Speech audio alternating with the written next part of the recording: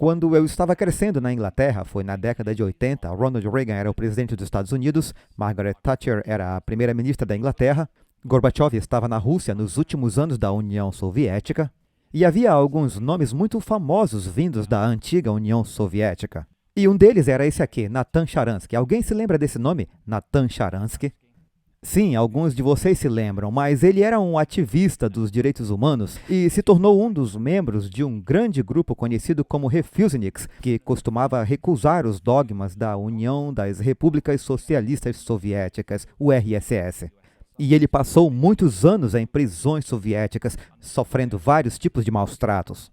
Por fim, ele foi libertado e teve permissão para voar para Israel, e hoje ele é membro do Knesset, o parlamento israelense. E ele reflete sobre o tempo em que viveu sob um regime totalitário. E o que ele diz é o seguinte, eu cito: "Fui um cidadão soviético leal até os 20 anos de idade. E ser um cidadão leal era dizer que você deveria ler o que era permitido ler, falar o que era permitido falar, ler o que era permitido ler, votar como lhe era dito para votar, e ao mesmo tempo saber que era tudo mentira." Pediram que ele vivesse com mentiras. Falasse mentiras, torcesse por mentiras, votasse em mentiras. Essa foi sua experiência na União Soviética. O mais famoso dos Refuseniks foi, é claro, Alexander Solzhenitsyn. Se você nunca leu seus escritos, eu recomendo. Leia primeiro First Circles, que é um excelente romance. Talvez o maior do século XX. Eu incentivaria todos aqui a lê-lo. Porque ele discute a realidade do que significa viver e manter sua humanidade em meio a um sistema desumanizador. Bem, antes de deixar a Rússia, ele escreveu um pequeno panfleto, um panfleto muito famoso, intitulado Não Viva com Mentiras. Não viva com mentiras.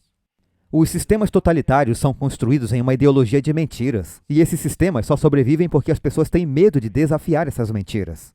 As democracias prosperam por causa de verdades compartilhadas, por exemplo. Na Declaração da Independência dos Estados Unidos, consideramos essas verdades evidentes por si mesmas, de que todos são criados iguais, que são dotados por seu Criador de certos direitos inalienáveis. Entre esses direitos estão a vida, a liberdade e a busca da felicidade. Essas são verdades compartilhadas em uma democracia. Mas os regimes totalitários só sobrevivem por causa das mentiras impostas e compartilhadas, às quais todos devem aderir e diante das quais todos devem se curvar. Nos Estados Unidos, estamos sendo forçados a aceitar essas mentiras já na próxima semana, com as novas regulamentações para transgêneros que serão impostas nos primeiros dias da nova administração. Estamos sendo obrigados a conviver com mentiras. Aqui estão algumas das mentiras com as quais se espera que convivamos agora. Na ascensão do totalitarismo brando, em que os homens podem menstruar, que existem dezenas de identidades de gênero, que um homem pode ser chamado de ele, ela ou eles, ou qualquer que seja o pronome de gênero de sua preferência. É a mentira de que os homens podem se tornar mulheres e as mulheres podem se tornar homens. A mentira de que 2 mais 2, na verdade, é igual a 5. A mentira de que o casamento entre pessoas do mesmo sexo é igual a moralidade e igualdade no casamento. A mentira de que o casamento aberto é liberdade conjugal. A mentira de que as crianças se desenvolverão igualmente com 2 pais ou 2 mães do que com uma mãe ou um pai e uma mãe. A mentira de que pagar mais impostos mudará os padrões climáticos globais. Que a igualdade de oportunidades, a igualdade perante a lei, as razões para a pesquisa científica e a ciência são todas inerentemente racistas, é o que está sendo dito agora. A mentira de que no duplo pensar moderno, a diversidade de fato significa excluir qualquer pessoa que discorde da ideologia marxista, e que igualdade significa tratar as pessoas de forma diferente para alcançar um resultado ideológico definido. Essas são as mentiras sob as quais nós, nos Estados Unidos, estamos sendo solicitados e forçados a viver. Um belo começo para um sermão, não? Mas estou falando a verdade.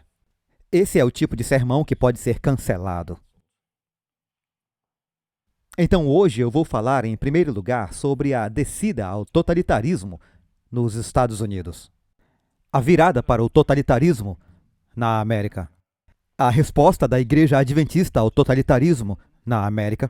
E a resposta individual ao totalitarismo. Como podemos reagir a isso? O que podemos fazer? Não somos vítimas indefesas, podemos reagir, mas devemos reagir conforme estabelecido na Palavra de Deus.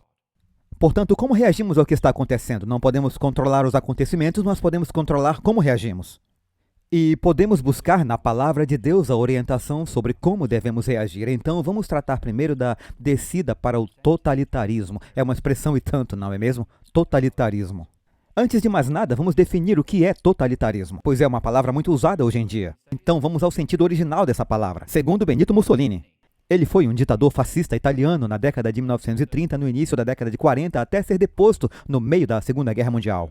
E ele definiu o totalitarismo. Foi ele quem cunhou a frase dizendo que tudo está dentro do Estado, nada fora do Estado e nada contra o Estado. Essa é a definição fundamental e original de totalitarismo.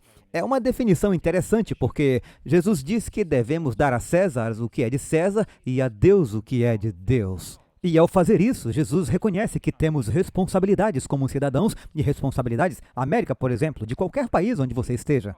E temos responsabilidades como cidadãos do reino de Deus. Mas em um sistema totalitário, onde Deus está fora da equação, você tem responsabilidades para com o Estado. E em uma democracia, o governo deve operar dentro do Estado de Direito. Mas no sistema totalitário, o governo é a lei.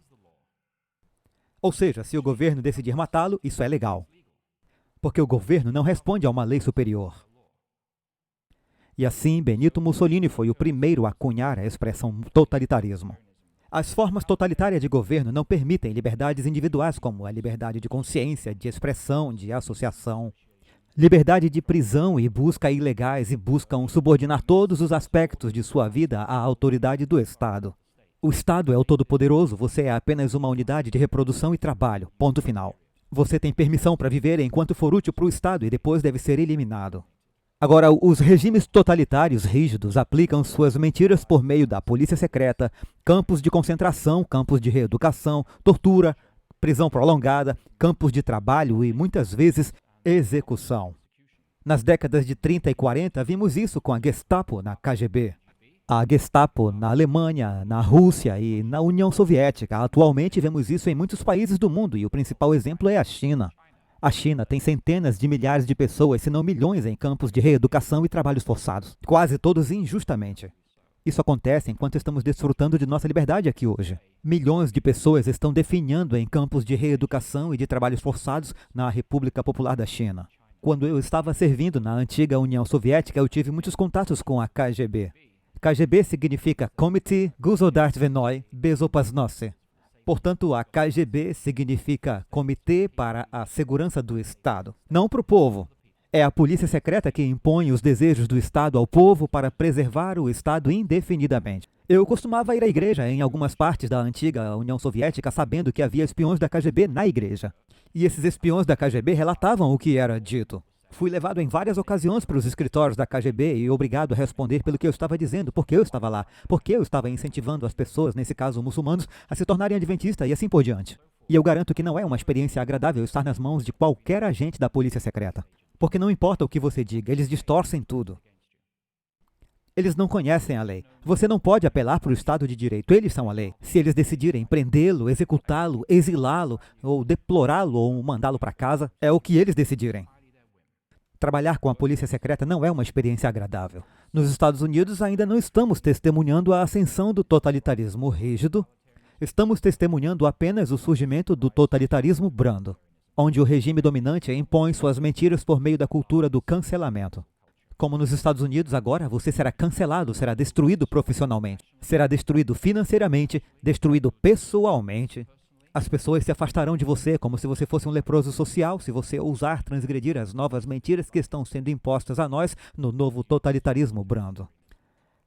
Então, quais são alguns dos fatores nos Estados Unidos hoje que são indicativos de nossa descida ao totalitarismo brando? E em breve, acredito que para o totalitarismo rígido. É para onde estamos indo como nação. Primeiro, a pós-modernidade. E por que eu digo isso? Bem, as nações modernas como a França, os Estados Unidos da América, o Canadá e assim por diante. As nações modernas foram formadas durante a era do Iluminismo com uma visão de mundo modernista. Mas não somos mais uma sociedade modernista, somos pós-modernos. Agora entenda isso. Se você está criando seus filhos e quando eles atingem entre 14 e 15 anos, digamos, algo muda.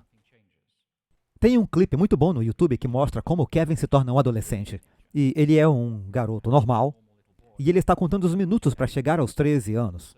E no momento em que o relógio bate, ele se transforma em um monstro furioso. Felizmente, eu não parei por isso. Mas, para imaginar do que eu estou falando, se você tiver uma estrutura de sociedade modernista com uma população pós-moderna, isso é como ter paz em certos princípios e parâmetros em casa, mas você está preso a um adolescente que nunca passa da adolescência. Haverá uma tensão constante. E nós somos uma estrutura modernista com uma sociedade pós-moderna dentro de uma estrutura modernista. Temos a democracia liberal dentro da pós-modernidade. Estamos vivendo o caos. O pêndulo oscilará para o totalitarismo, onde o poder está certo porque não temos mais verdades compartilhadas. Mas todos esperamos viver sob mentiras compartilhadas. Portanto, socialmente agora somos pós-modernos. Estamos rejeitando as estruturas de nossa nação, porque ela é inerentemente culpada por uma série de supostos pecados desde seu nascimento. E uma população pós-moderna não pode sobreviver em um estado modernista com estruturas modernistas. Em vez disso, uma população pós-moderna leva a um sistema totalitário porque é a única maneira de fazer alguma coisa. Somos também uma sociedade pós-verdade. Na era modernista, foi quando talvez muitos de nós cresceu. A verdade era conhecida, era absoluta, era fixa, mensurável e era universal. Com o método científico, a ideia de que o princípio da universalidade, de que se você repetir o mesmo experimento sob as mesmas circunstâncias em qualquer parte do planeta Terra, você obterá os mesmos resultados. Então, por exemplo, se eu pegasse esse pequeno controle aqui e o deixasse cair aqui no chão, o que eu não vou fazer, mas se eu deixasse cair, quer eu esteja na Ásia, na África, na Europa ou na América do Norte, ele sempre cairá no chão. Esse é o princípio da universalidade na ciência. Mas agora nos dizem que a ciência é uma forma branca de conhecimento. Isso é inerentemente racista sob a teoria crática da raça. E aceitar essa ideia do princípio da universalidade deve ser rejeitado. Portanto, agora estamos vivendo na pós-verdade, num mundo em que a verdade é pessoal, é objetiva, é relativa, é situacional e é fluida. Verdades absolutas não existem mais. E politicamente, quando a verdade não mais importa, o que importa é a busca absoluta pelo poder. A qualquer custo, é o que temos visto nos Estados Unidos, talvez nos últimos anos ou mais. Tudo o que importa é manter o poder. Chegamos então a outro fator que nos leva ao totalitarismo nos Estados Unidos. Estamos no pós-privacidade. O que quero dizer com isso? Bem, eu não tenho o meu telefone comigo, ele está em algum lugar ali atrás, mas a maioria de nós tem dispositivos inteligentes em casa, certo? Alexa, Echo e nossos celulares. O fato agora é que muitos americanos agora estão se autocensurando. Não só o que publicamos nas redes sociais. Cada vez mais americanos estão se autocensurando em seus próprios quartos, em sua própria cozinha, em torno da sua própria mesa. Por quê? Porque não sabemos quem pode estar ouvindo. Não se trata de teorias da conspiração. Se eu disser à minha esposa durante o almoço que eu acho que compraremos um trator de jardim na primavera, adivinha o que aparecerá no meu feed de mídias sociais em poucas horas? Anúncios de tratores de grama, não contei a ninguém, mas como eles sabem? Como o sistema sabe? Se você não acredita em mim, faça esse teste. Eu estou pensando em comprar um trator de jardim de primavera e veja o que aparece no seu feed de mídia social. Então, por uma questão de conveniência, sacrificamos nossa privacidade. E sair da internet e não ter um dispositivo de escuta em sua casa ou em seu quarto ou ao seu lado significa que agora você é uma figura suspeita. Tem algo errado com você. Deve ser um desviante porque não podemos ouvir tudo o que você diz. Então, somos pós-privacidade. Somos também pós-comunidade. 1951, uma autora chamada Hannah Arendt escreveu um livro chamado As Origens do Totalitarismo e procurou entender como ideologias radicais puderam se estabelecer na Alemanha nazista e na União Soviética, ambos estados socialistas. O nacionalsocialismo e a União das Repúblicas Socialistas Soviéticas, ambos eram socialistas de uma forma ou de outra. Entre outras coisas, ela concluiu, e eu cito que o que prepara os homens para a dominação totalitária do mundo não totalitário é o fato de a solidão ter se tornado uma experiência cotidiana das massas cada vez maiores do nosso século. Agora deixe-me perguntar algo. Atualmente, a solidão está aumentando na América? Sim, talvez sejamos a geração mais desconectada da história americana. Antigamente, nos anos 50 e 60, você ia a um jantar em um clube. Passava a noite com um clube de colecionadores de selos, ou ia a uma reunião da sociedade feminina, ou jogava boliche com os amigos depois do trabalho. Ou outro lugar, você ia à igreja, à reunião de oração, seus filhos participavam de uma liga de futebol, qualquer coisa. E nesses encontros sociais encontrávamos conexões sociais. Mas com o surgimento das mídias sociais como Facebook, Twitter, Instagram e assim por diante, estamos preferindo ficar em casa, especialmente depois da pandemia. Passamos nosso tempo sozinhos e online, e cada vez mais ansiosos, com medo e vulneráveis. E há uma realidade que aqueles que estudam assassinatos em massa perceberam. Quando alguém tem um rancor, não importa qual seja o rancor. Eu vou parar aqui porque você está olhando para mim por causa do tempo, não é mesmo? Então, se eu tiver um rancor e acrescentar a mídia social a ele, a mídia social é um acelerador para um rancor. Portanto, rancor mais mídia social leva a atos de violência.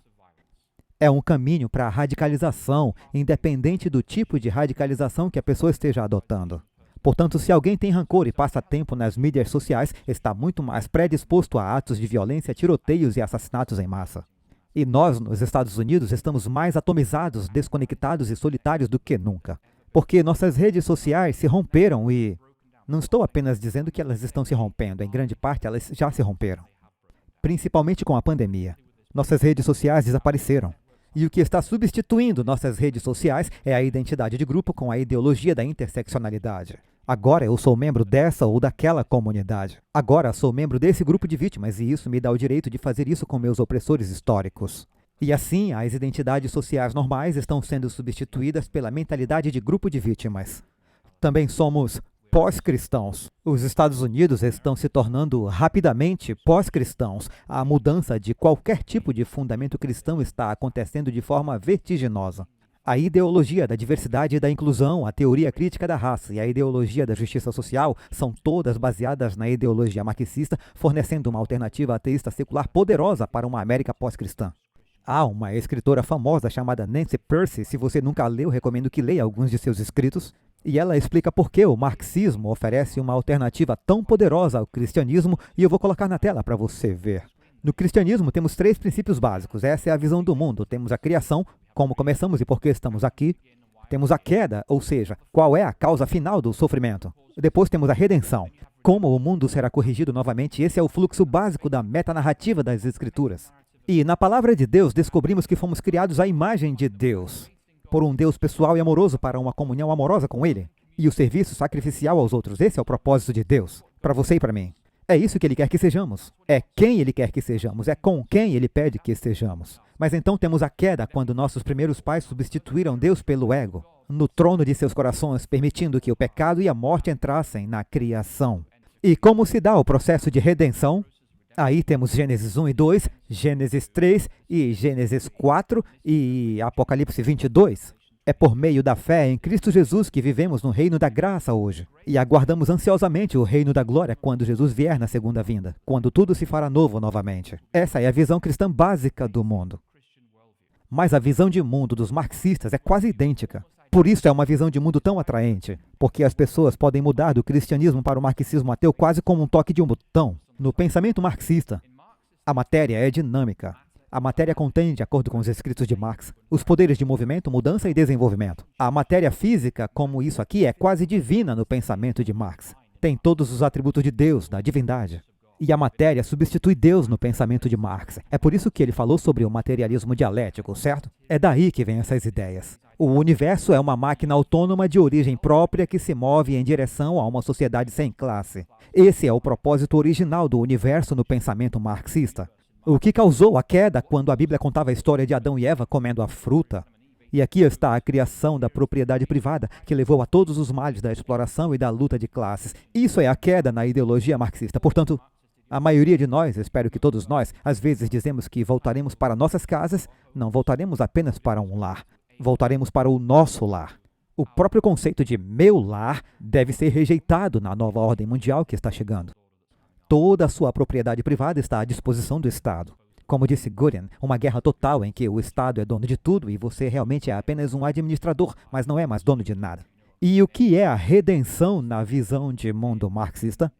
É a revolução contra os opressores burgueses, para estabelecer uma sociedade sem classes, livre de expectativa de opressão ou restrições de qualquer tipo. E isso é importante porque, livre de expectativas de opressão ou restrições de qualquer tipo, quando Deus criou o nosso mundo, é a história da distinção. Na história do Gênesis, Deus separa a água acima da água abaixo. Ele separa a noite do dia. Ele separa a terra do mar e faz distinção entre homem e mulher. Isso não é verdade? Portanto, a criação é possível quando há distinções complementares, como duas mãos juntas. Mas mesmo assim há distinções. A noite e o dia não podem ser misturados. Na verdade, água acima e água abaixo foi o dilúvio. E quando Deus destruiu a terra ou o mundo no dilúvio, ele eliminou a distinção entre a água acima, a água abaixo e a terra do mar. Ele levantou temporariamente essas distinções e a maior parte da humanidade foi exterminada. Agora, não podemos mudar o planeta, mas estamos fazendo o melhor que podemos, como nos foi mencionado pelo irmão em nosso apelo da oferta, para apagar a distinção entre o homem e mulher. É o que está acontecendo na América essa semana. Uma ordem executiva sairá para dizer que se eu me identificar como uma menina, posso ir ao banheiro feminino e ninguém pode dizer nada a respeito. Estamos aumentando as distinções. Assim como as outras distinções levaram ao colapso do mundo, estamos caminhando rapidamente para o colapso da sociedade humana. Portanto, a moralidade bíblica, a ideia de moralidade sexual ou a aparência de uma família, ou o que é certo e o que é errado, tudo isso deve ser eliminado na nova ordem mundial marxista para a qual estamos caminhando muito rapidamente hoje. E também somos pós-propósito. Por sermos pós-cristãos, estamos nos movendo muito rapidamente para um mundo pós-propósito ou pós-significado. As pessoas desesperadas que não têm um propósito se voltam para a ideologia para dar sentido a elas. Porque a ideologia fornece uma estrutura para viver suas vidas. Você não pode viver sua vida sem nada. Então, pessoas desesperadas recorrem à ideologia para dar sentido, mesmo que isso signifique ignorar conscientemente a verdade e aceitar e viver de bom grado e conscientemente para uma mentira. Na década de 30, Stalin teve vários julgamentos de fachada. Havia muitos comunistas devotos sendo executados por algum suposto delito, e esses julgamentos estavam repletos de falsas confissões de comunistas que preferiam confessar uma mentira a admitir que o próprio socialismo era uma mentira. E os julgamentos foram repletos dessas falsas confissões. E aqueles que defendem ideologias que sabem ser uma mentira, o testemunho da história é que eles geralmente cometem assassinatos em massa para silenciar sua dúvida interior. Se quiserem saber mais sobre isso, se vocês usam a Amazon, enquanto eles ainda tiverem o livro, provavelmente ele será retirado. Há uma série na Amazon chamada Vida e Destino, escrita por um judeu, Wassily Grossman. É uma série de 12 partes com 1 hora de duração cada. É sombria. E ele lutou pela União Soviética durante a Segunda Guerra Mundial. Ele lutou em Stalingrado. E enquanto marchava com os soviéticos pela Europa Oriental, ele continuava indo a essas cidades onde costumava haver uma população judaica. Todas haviam desaparecido. E acabou descobrindo para onde tinham ido todos os judeus, e escreveu essa série, Vida e Destino, e eu encorajo a dedicar algum tempo para assistir. Pois Wassily Grossman faz algumas perguntas profundas, como se um homem ou uma mulher está disposto a ter um emprego bem remunerado, se isso significar falar mentiras todos os dias, divulgando as mentiras da propaganda, ou você está disposto a defender a verdade e perder seu emprego. Essa é uma pergunta básica que todo cidadão em todo regime totalitário precisa responder. Tem que perguntar. E você tem que respondê-la. Você precisa saber qual é o seu preço. E se você ouvir os escritos de Wassily Grossman e de outras pessoas que sobreviveram à era soviética, o que acontece é que quando você é forçado a viver sob mentiras, isso é desumanizante, desmoralizante e degradante para o espírito humano. Você se torna nada mais do que um autômato andando por aí com medo de dizer o que realmente pensa. Não pode dizer nada a ninguém por medo de desaparecer nos gulags, os campos de concentração. Portanto, eu o encorajaria a dar uma olhada em Vida e Destino, que é um olhar sombrio de vários personagens sobre como eles tomam dessas decisões para sobreviver em meio ao totalitarismo. Portanto, estamos nos voltando para o totalitarismo nos Estados Unidos nesse momento, e ele está começando com a eliminação da liberdade de expressão. Então, vamos nos voltar para isso agora. A virada para o totalitarismo. Bem, as eleições de 2020 foram um ponto de virada na história dos Estados Unidos. A verdade é que as eleições de 2020 apenas confirmaram que os Estados Unidos já estavam mudando há talvez uma geração. Já estávamos mudando socialmente. E as eleições de 2020 apenas confirmaram onde chegamos socialmente, que a mudança social agora se manifesta em nossas novas estruturas políticas. Pela primeira vez na história americana, temos um partido no poder que prometeu em seu manifesto abolir explicitamente a liberdade da religião. Você chegou a ler os manifestos antes de votar? O partido no poder disse: defendemos a liberdade religiosa desde que ela não seja usada para encobrir fanatismo ou discriminação. Essa única frase diz tudo. Que a liberdade religiosa acabou nos Estados Unidos, como parte intrínseca de quem somos como nação. E, portanto, agora estamos analisando como o irmão mencionou no recurso da oferta a lei da igualdade.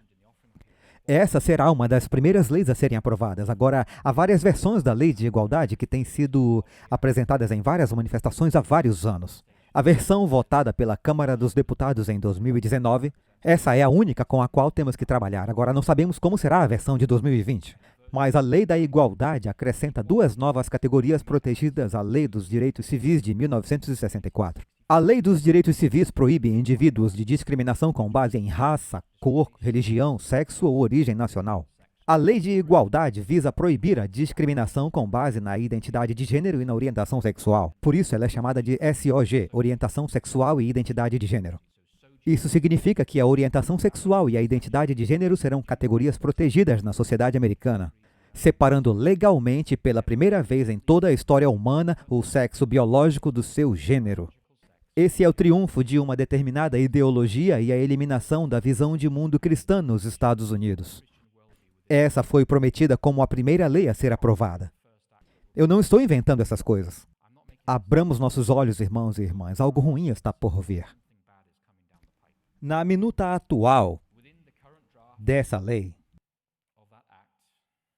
a seção 1107 diz o seguinte: a Lei de Restauração da Liberdade Religiosa de 93, que foi assinada por Bill Clinton, não deve fornecer uma reivindicação ou uma defesa para uma reivindicação sob um título coberto ou fornecer uma base para desafiar a aplicação ou execução de um título coberto. O que isso quer dizer?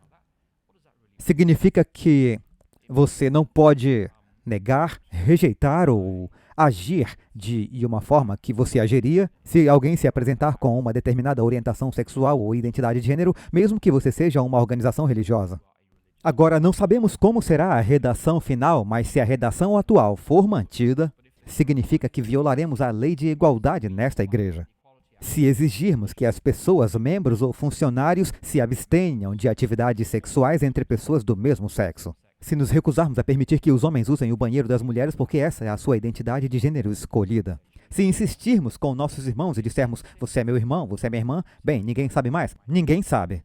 Porque se usarmos uma linguagem de gênero, talvez entremos em conflito com a lei de igualdade. Se nos recusarmos a fornecer cirurgia de alinhamento de gênero nos planos de saúde, fornecidos pela igreja para os seus funcionários, há muitas maneiras pelas quais a igreja pode ser processada por violar a lei da igualdade. Agora, como eu disse, ainda não sabemos qual será a redação final, mas, dado o espírito de vingança que está se manifestando no Congresso hoje, não acho que haverá um espírito generoso.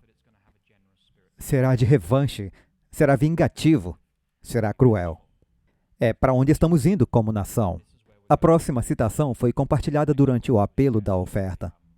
Então eu só quero falar sobre o fato de que há cerca de 15 anos nos Estados Unidos. Será que já deu a hora? Deus do céu, me desculpem, mas eu já passei faz tempo, não é mesmo? Eu perdi a noção do tempo aqui. Bem, eu vou continuar com o que eu ia dizer aqui. A resposta total ao totalitarismo. Eu vou falar primeiro sobre a Igreja Adventista nos Estados Unidos e sobre o membro individual. Historicamente, os adventistas têm se esforçado para saber como responder às exigências dos regimes totalitários. Nos Estados Unidos, nunca tivemos que enfrentar as exigências de um sistema totalitário. Portanto, nunca devemos criticar aqueles que tiveram que fazer escolhas terríveis em circunstâncias terríveis. É muito difícil apontar o dedo para pessoas que estão vivendo em circunstâncias tão difíceis. Na Alemanha de 1930, os adventistas da Alemanha geralmente votavam no novo líder em ascensão. Porque, bem, ele prometeu muitas coisas boas e, afinal, ele era vegano e muitos dos adventistas na Alemanha apoiavam muitos dos programas desse regime nas décadas de 30 e 40. Não todos, mas muitos deles eram. Na antiga União Soviética e nos países comunistas, porque ainda existem países comunistas até hoje, a Igreja Adventista se dividiu. A Igreja Adventista oficial, na qual ainda é possível se reunir no sábado, mas a exigência é que seus filhos devem ir à escola no sábado. Essa era a linha divisória, e ainda é em alguns países hoje, como Vietnã e outros países do Sudeste Asiático. Assim, os adventistas oficiais mandam seus filhos para a escola no sábado, e os adventistas clandestinos se recusam a mandar seus filhos para a escola no sábado. O resultado é que os adventistas oficiais têm filhos bem educados, e os adventistas não oficiais têm filhos que não terminam a escola, ou seja, quase não estudam. E você vê essa divisão indo de geração em geração entre os adventistas oficiais educados e os adventistas não oficiais não educados. Essas divisões sobre o sábado existem em diferentes partes do mundo, e essas divisões são muito, muito amargas. Portanto, a lição da história é que vamos nos dividir. Nós nos dividiremos nos Estados Unidos ao testemunharmos o surgimento de um novo totalitarismo brando, em que você será deplorado e cancelado por se recusar a aplaudir a nova ideologia. Mas a realidade é que eu não vou dizer apenas que vamos nos dividir. Gostaria de sugerir que já nos dividimos. Já estamos divididos. Com base no que eu disse. Bem, Em nossa divisão atual, há muitos que se proclamam o mais próximo possível da revolução ateísta dentro da nossa própria igreja. Proclamam em alto e bom som que são progressistas. E alguém pergunta, para o que você está progredindo? Você está progredindo em direção ao marxismo. É daí que vem essa terminologia. Eles orgulhosamente se proclamam como aliados LGBTQ, o que significa eu não sou gay, mas apoio os objetivos políticos do movimento LGBTQ. Temos oficiais de diversidade e inclusão nomeados para promover a ideologia ateísta em nossos campos. Nossas crianças são doutrinadas em gênero e feminismo. Nossas listas de leitura são promovidas online em sites adventistas, promovem escritores de teoria crítica. Proclamamos que alguns de nossos campos são espaços seguros nos quais o evangelho é agora silenciado, pois o chamado ao arrependimento desafia a deificação e a adoração da carne. E impulsionado pelo falso princípio da inclusão. Apoio à ordenação bíblica, que pode ou não ter uma base bíblica, inevitavelmente, como acontece com os episcopais e outras denominações, evoluirá para a ordenação de gays, de lésbicas e ordenação de trans. A Igreja Adventista Woke, com toda a probabilidade, se acomodará tanto quanto possível à rejeição da verdade, à queima da Bíblia e às exigências de ódio a Cristo no novo totalitarismo brando. Eu sei que o que eu estou dizendo não me fará ganhar amigos, mas esta é a verdade. É a verdade. Mas haverá um remanescente adventista fiel, e é para esse grupo que eu quero me voltar agora. Como responderemos? Como você vai responder? Não podemos mudar o que está acontecendo na América. Vocês podem se sentir impotentes, mas a verdade é que vocês ainda são filhos de Deus. Ainda são amados de Deus. Ainda são preciosos a Deus como a menina de seus olhos. Seus propósitos para vocês são de eternidade a eternidade. E Jesus ainda está preparando um lar para vocês no céu, onde toda lágrima será enxugada e todas as raças poderão adorar igualmente em amor perante nosso Pai Celestial. Ainda somos cidadãos do reino de Deus, e somos cidadãos principalmente do reino de Deus, e não cidadãos de qualquer reino terrestre. Então, como podemos reagir? Bem, primeiro, reconte esse tesouro que é a sua história. A Bíblia diz em Deuteronômio 6, Deus fala ao povo de Israel, não se esqueçam do Senhor que os tirou da terra do Egito, da casa da escravidão. Não se esqueça de sua história. Contem a seus filhos a história da salvação. Conte a seus filhos o que Deus fez na vida de sua família. Conte a seus filhos seu testemunho pessoal. Conte a eles a história dos Estados Unidos, os altos e os baixos, o bem e o mal. Pois só aprendemos com o nosso passado se contarmos as histórias do passado. Conte a história.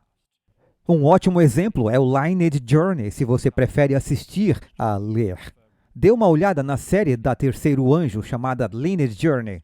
É uma série incrível sobre a história da salvação, com vídeos de 5 minutos que abordam a história da salvação. É o grande conflito em histórias, em pequenos videoclipes de 5 minutos. Dê uma olhada, é gratuito. Leia o grande conflito. Na antiga União Soviética, eles matavam aqueles que lembravam da história. Professores de história estavam entre os primeiros a serem executados. E por que isso acontece? Bem, como foi dito no livro de 1984, quem controla o passado controla o futuro. E quem controla o presente controla o passado. Portanto, se quiser controlar o amanhã, controle o hoje para poder eliminar o ontem. E por que isso é importante? Porque a memória histórica é uma lembrança objetiva de fatos passados. Como, por exemplo, em 1066, Guilherme o Conquistador invadiu a Grã-Bretanha. Ele era um senhor, um duque da Normandia. Ele invadiu a Grã-Bretanha, o que ficou conhecido como a Conquista Normanda. E ainda hoje vivemos o efeito disso. Deixe-me dar um exemplo. Você come vaca? Não, você come carne bovina. Já comeu ovelha? Não, você come cordeiro, vitela ou carneiro. E por que isso acontece? Porque depois de 1066, todas as palavras para animais, como cachorro, vaca e porco, são palavras anglo-saxônicas. Mas os senhores normandos francos, que falavam uma versão francesa do inglês, colocaram suas palavras nos animais que vêm desses animais. A vaca virou carne bovina, a ovelha se torna carneiro, porco vira presunto, são palavras anglo-saxônicas ou francesas. É importante conhecer sua história, entender o próprio idioma que você fala no dia a dia. Mas existe a memória histórica e existe a identidade cultural. Sua identidade cultural é uma coleção de histórias, vilões, marcos, arte, música e feriados que definem uma nação e dão identidade. Sem uma memória cultural, você não tem cultura. Sem uma cultura, não há identidade. O regime totalitário busca eliminar as memórias culturais ou controlar as populações. Quando você elimina histórias, estruturas, hábitos ou crenças transcendentes, o regime totalitário elimina qualquer reivindicação contrária às suas exigências sobre o indivíduo. Toda vez que nos Estados Unidos uma estátua é derrubada, um feriado é renomeado ou um prédio é queimado, perdemos a oportunidade de aprender com nossos erros do passado. Perdemos a oportunidade de aprender. Negamos que algo tenha acontecido, perdemos a oportunidade. Nossa memória cultural está sendo sistematicamente destruída e estamos sendo preparados para o novo totalitarismo. O cristianismo, em particular, é alvo porque proclamamos a salvação histórica, presente e futura. E nossa lealdade principal não é com o Estado, mas com o Rei Jesus Cristo que está vindo. Portanto, a primeira coisa é recontar. Conte a sua história. Em segundo lugar, lembrar ou memorizar as Escrituras. Salmo diz, guardo tua palavra no coração para não pecar contra ti. Provérbios 6 diz, quando andar eles o guiarão, quando se deitar eles o vigiarão, quando acordar eles falarão com você. Do que ele está falando? Sobre os preceitos das Escrituras. Portanto, reconte sua história, lembre-se da palavra de Deus. Por que isso é importante? Porque os prisioneiros de consciência testemunham repetidamente a importância de memorizar as Escrituras, onde a traça e a decomposição não podem destruir nem os ladrões invadirem e roubarem. As Escrituras iluminam o mais profundo desespero e a maior escuridão, lembrando-nos do amor eterno de nosso Pai, dando orientação, sabedoria e perspectiva celestial àqueles que sofrem pelo nome de Jesus Cristo. No próximo ano, nessa congregação, eles estarão montando um programa de memorização das Escrituras. Se você não estiver memorizando as Escrituras, eu o encorajo a fazer parte desse programa quando ele for lançado. Porque um dia é apenas uma questão de tempo até que a Bíblia seja condenada como discurso de ódio. Porque ela fala de uma série de questões. Comece a memorizar as Escrituras e um bom começo é o Sermão da Montanha. Portanto, reconte sua história e lembre-se das Escrituras. Reconecte-se com os irmãos e irmãs ou se una a eles. Consideremos nos estimular uns aos outros ao amor e às boas obras, não deixando de nos reunir, como é costume de alguns, mas encorajando-nos uns aos outros. E tanto mais quanto vedes que o dia se aproxima. 1 Tessalonicenses 5, portanto, encorajem uns aos outros e edifiquem uns aos outros, como de fato estão fazendo. Um dissidente da tortura da União Soviética se referiu, cito, à solidariedade dos que foram destruídos. Com os projetos de lei totalitários nos Estados Unidos, a liberdade de expressão tem se evaporado diariamente. E se você não acredita em mim, saiba que não está acordado. Mas a liberdade de expressão está se evaporando diante de nossos olhos. À medida que esse novo totalitarismo brando se desenvolve, quero incentivá-lo a construir relacionamentos pessoais próximos com seus companheiros discípulos. Aprendam a amar as pessoas de forma sacrificial. Orem com elas, orem por elas, orem uns com os outros e cuidem uns dos outros. Porque quando nossas igrejas, escolas e instituições estiverem fechadas e formos párias sociais, esses relacionamentos pessoais amorosos serão a única manifestação visível do corpo de Cristo que teremos até a volta de Jesus. Portanto, olhe a pessoa ao seu lado. Você sabe o nome dessa pessoa? Conhece? Já a viu antes? Você já conhecia essa pessoa? Já tinha visto ela antes? Você se importa com ela? Sabe onde ela mora? O que está acontecendo na vida dela? Pelo que orar? As chances são de que não. Reconectem-se uns aos outros. Venha para o culto da quarta-feira, saiba quem está passando pelo quê e saiba com quem você pode orar.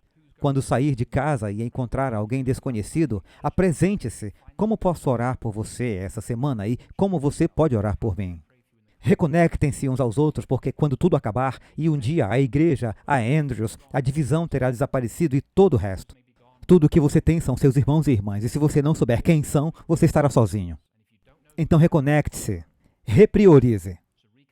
Reconte suas histórias, lembre das Escrituras, reconecte-se com os irmãos e irmãs, ou entenda-se com os irmãos sobre as novidades nas quais logo teremos que falar. Repriorize. Estamos entrando em uma era em que os gastos do governo estão fora de controle. Estamos prestes a gastar trilhões de dólares em programas de direitos autorais para os quais não temos dinheiro. E o que vai acontecer? Oferta e demanda levarão o dólar a entrar em colapso. Suas economias não terão valor. Use suas finanças para o reino de Deus enquanto pode usar. Redefina as prioridades. A vida de uma pessoa não consiste na abundância de bens. Acumulem para si mesmos tesouros no céu, como Jesus disse no Sermão da Montanha. 1 Timóteo 6 diz, quanto aos que no tempo presente são ricos e louvamos a Deus por isso, manda-lhes que não se ensoberbeçam, nem ponham suas esperanças na incerteza da riqueza. Devem fazer o bem, ser ricos não em dinheiro, mas em boas obras. Generosos e prontos a compartilhar, armazenando assim para si mesmos o tesouro de um bom alicerce para o futuro, para que possam aproveitar a vida que realmente é vida. Durante a Segunda Guerra Mundial, esse navio que agora está em Los Angeles é o Queen Mary. O Queen Mary costumava levar cerca de 3.000 passageiros de cada vez pelo Oceano Atlântico. Eles jantavam e se banqueteavam com absoluto luxo, dormiam em camas de penas, tinham louças da China e assim por diante. Era realmente luxuoso. 3.000 passageiros, mas quando a Segunda Guerra começou, o navio foi desmontado e em vez de camas de penas, havia beliches de alumínio. E em vez de louças da China, havia pratos de alumínio ou estanho. E em vez de 3.000 pessoas, passaram a transportar até 15.000 pessoas através do Atlântico. Eles mudaram a prioridade porque estavam em guerra. Eu quero desafiá-lo hoje a priorizar suas finanças também. Você está gastando em consumo ou está investindo no reino de Deus? Eu estive pensando sobre isso. Parece-me que quando estivermos fora da internet, mais cedo ou mais tarde isso vai acontecer, que tudo o que nos restará talvez seja a literatura. Quando a irmã White diz que vê um dia em que os filhos de Deus sairão correndo de porta em porta contando às pessoas sobre a vinda de Jesus. Por que é necessário ir de porta em porta? Porque você foi excluído de todas as plataformas de mídia social. Você começa a ver que o que a irmã White disse faz todo sentido quando se trata do fim dos tempos. Então talvez seja a hora de pensar em comprar caixas de Caminho a Cristo e Grande Conflito e assim por diante, armazená-los e distribuí-los. Toda vez que sair durante o dia, pegue um e dê para alguém. Eu estava na Toyota ontem e havia uma senhora lá, e eu a vejo a cada 6 meses, mais ou menos. E eu já havia dado a ela, cerca de 1 ano atrás, o livro Grande Conflito. Quando a vi, ela disse, sim, eu tenho esse livro, está na minha estante e eu pretendo lê-lo. E ela disse, eu passei por um momento difícil, meu casamento acabou, mas eu pretendo lê-lo. O Grande Conflito está na estante dela, e toda vez que a vejo, ela me lembra, eu tenho esse livro. Um dia ela vai lê-lo. Não me custa nada dar a ela um livro. Não custa nada você pegar uma literatura e distribuí-la por onde quer que você vá. Porque quando ficarmos sem plataforma, e até esse sermão pode fazer com que a nossa Village Church fique sem plataforma, você precisa de algo para compartilhar. Portanto, repriorize suas finanças.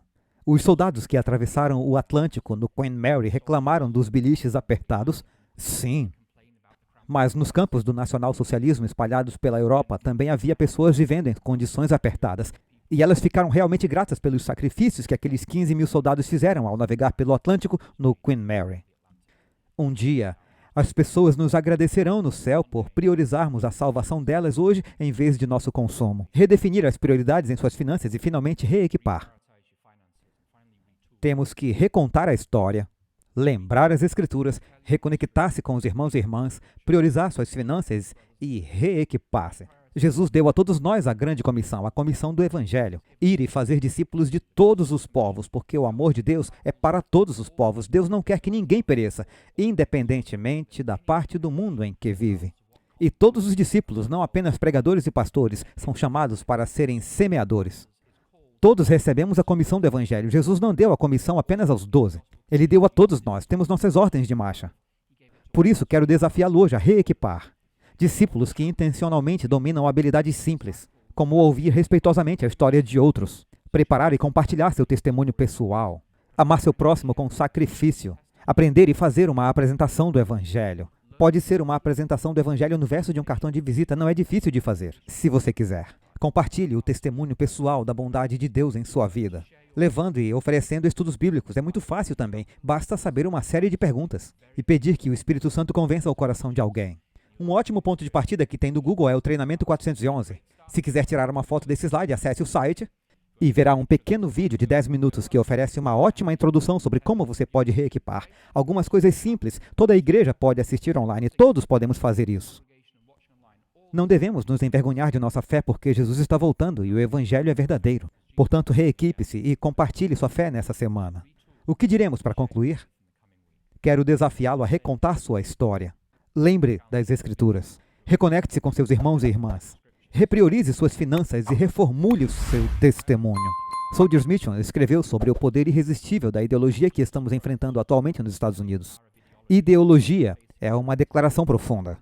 É o que dá ao mal praticado sua justificativa muito procurada. E ao malfeitor a firmeza e a determinação necessárias. Quando se casa ideologia com homens maus, obtém-se assassinato em massa em escala industrial. Isso aconteceu no século XX e não há razão para dizer que não acontecerá no século XXI. Graças à ideologia, o século XX estava fadado a vivenciar maldades em uma escala calculada em milhões. E isso não pode ser negado, ignorado ou suprimido. Como então ousamos insistir que os malfeitores não existem? E quem foi que destruiu esses milhões, Sem os malfeitores não haveria arquipélago. De Alexander Solon, do arquipélago de Gulag. Portanto, estamos testemunhando hoje não só a ascensão, mas o triunfo. O triunfo da mesma ideologia socialista que odeia Cristo e que levou ao assassinato de mais de 110 milhões de pessoas no século passado. Essa é a ideologia que está no poder atualmente. Essa ideologia está se impondo por meio do totalitarismo brando, por meio da cultura do cancelamento. E está acontecendo diante de nossos olhos. E um dia, esse totalitarismo brando inevitavelmente dará lugar ao totalitarismo rígido. Numa época em que estamos sendo forçados a viver com mentiras, nos aproximamos rapidamente de um momento de verdade. Você se curvará às mentiras, falará as mentiras, entoará os slogans, ostentará sua virtude nas mídias sociais, ou você falará a verdade? Você representará a Deus fielmente? Ou se curvará à ideologia ateísta do século XXI? Que caminho você escolherá? Você pode viver com as mentiras, entoar os slogans e exibir sua virtude no Facebook, mas por dentro ficará desmoralizado. Se desintegrará e se tornará um robô desumanizado. Essa é a experiência da história. Pode ter seu emprego confortável, ter sua instituição confortável, mas sabe que tudo isso é uma mentira. Ou você pode viver pela verdade. Pode ser desprezado nas mídias sociais, mas será livre em seu coração, em sua alma, em sua mente e em sua fala. Se permanecerem na minha palavra, diz Jesus, vocês são verdadeiramente meus discípulos. E conhecereis a verdade, e a verdade os libertará. Não são as mentiras que o libertarão. É a verdade que liberta você. Portanto, irmãos e irmãos, busquem a verdade em suas leituras, na palavra de Deus. Busquem a verdade em suas conversas. Busquem a verdade e seus pensamentos e suas palavras serão livres. E vocês poderão proclamar a vinda do Rei. Porque se tivermos medo de dizer a verdade sobre a vinda do Salvador Jesus Cristo, como o mundo moribundo saberá? Busque a verdade, viva pela verdade, fale a verdade, não se curve às mentiras, não importa o custo. Quando Jesus vier para buscá-lo, você receberá uma recompensa eterna. Amém.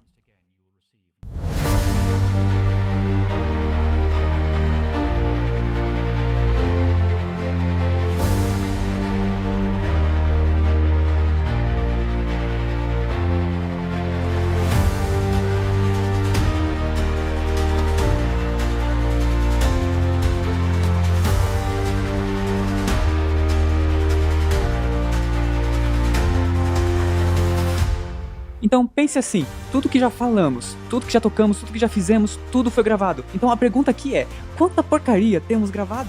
Ouçam, irmãos e irmãs, às vezes nós ficamos com medo do tempo de angústia. Você quer estar vivo durante esse tempo de angústia? O inimigo das almas deseja derrubar isso, porque se isso pode ser derrubado, e nosso sistema límbico, nosso cérebro emocional... Você precisa ser um adventista do sétimo dia para ter seu nome escrito no livro da vida do Cordeiro? Qual é a resposta? A resposta é não. Você não precisa praticar uma vida de pecado. É preciso que haja arrependimento e reforma, amém? Deus nos chama à santidade. Olá, amigos, aqui é Pastor Doug Batchelor do Amazing Facts. Você quer ouvir um fato incrível? Em breve estarei no Brasil pregando na Campal O Caminho Estreito. Eu e outros palestrantes maravilhosos. As datas são de 17 a 21 de abril, na Estância Árvore da Vida em São Paulo. Planeje-se para estar lá. Conte aos amigos e traga os inimigos.